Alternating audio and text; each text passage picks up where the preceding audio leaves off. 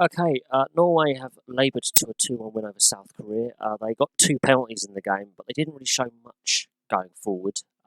If anything, they were second best to South Korea throughout the game. The South Koreans had more possession, more chances, generally with the better side, but for their finishing. The two penalties, the first penalty is correctly awarded. There's no need for VAR there. Uh, Graham Hansen scores the penalty on 4 minutes. Um, and then the South Koreans respond. They're 1-0 down. They have to win the game. They respond, and then they really push back for the rest of the first half. It's mostly South Korea.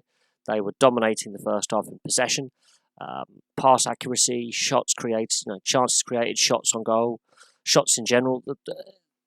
The Norwegians had three shots in the first half, and one of them on target was the penalty. The South Koreans were throwing everything at the at Norwegian defence. And then half time comes and it's still only 1-0. I don't know how it's only 1-0. The Koreans threw everything at Norway. Second half starts very similarly to the first half. Norway get a bit of possession, get a penalty. Graham Hansen is fouled and injured in the box, cannot continue. Herlofsen scores the penalty on 50 minutes, and that's their second shot on target in the whole game. Again, the Koreans respond and are better after going 2-0 down. It takes till the 77-minute mark for Yo to score Korea's only goal of the tournament. But it comes after sustained pressure. Then the Norwegians begin the time wasting by putting the ball in the corner. That's the first time I've seen it at this Women's World Cup, where they're trying to run down the clock. It obviously happens a lot in the men's game, not so much in the women's game. They laboured because they didn't create many opportunities. And if Norway are to go far in this tournament and be considered one of the favourites, they have to play a lot better than what they did in this game. They were really poor. And they had an opportunity to win the group because for a large proportion of the France-Nigeria game, it was 0-0. And there could be an upset there. They had an opportunity to do something to come top of the group. They should have been going and busting a gut to win. Now, is that selection? Is that tactics? Is it the Koreans playing really, really well? Who knows? I will say this about the Koreans, though. Their shooting percentage was actually not brilliant. They missed a lot of shots wild, off target. They did force the Norwegian goalkeeper into a lot of saves, but at the same time, their shooting percentage, I say this a lot about a lot of teams, the shooting percentage, you may have a lot of opportunities and a lot of chances, but if you don't take those opportunities and chances, you're going to lose games like this because of shooting percentage.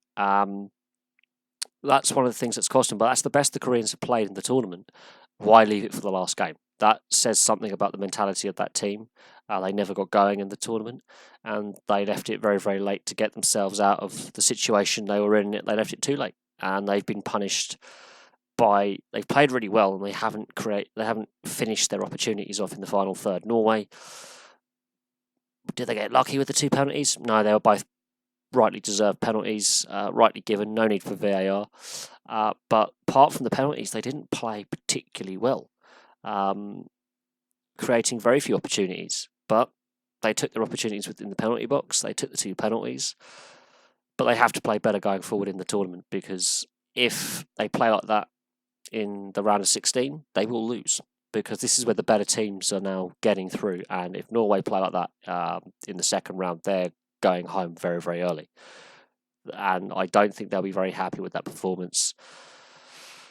The time wasting very early on, with about 5 minutes of normal time remaining, you should be trying to get a third goal, because the Koreans have to open up an attack. And they were opening up and attacking. A bit more intensity up top. The Norwegians could have got a third, and rightly so, because the South Koreans would have given them an opportunity by being very open. And they wanted to keep the ball in the corner and waste time. I don't like that. I know it's part of the game, but I think it's the wrong attitude to have when goal difference could prove crucial. Let's say France dropped points and Nigeria won against the French. Norway could have come top of the group, and that would have been an easier passage into the next round. But there we go. That's my view on that game. That's the only game I actually watched today. So South Africa were beaten by Germany 4-0. China and Spain drew 0-0.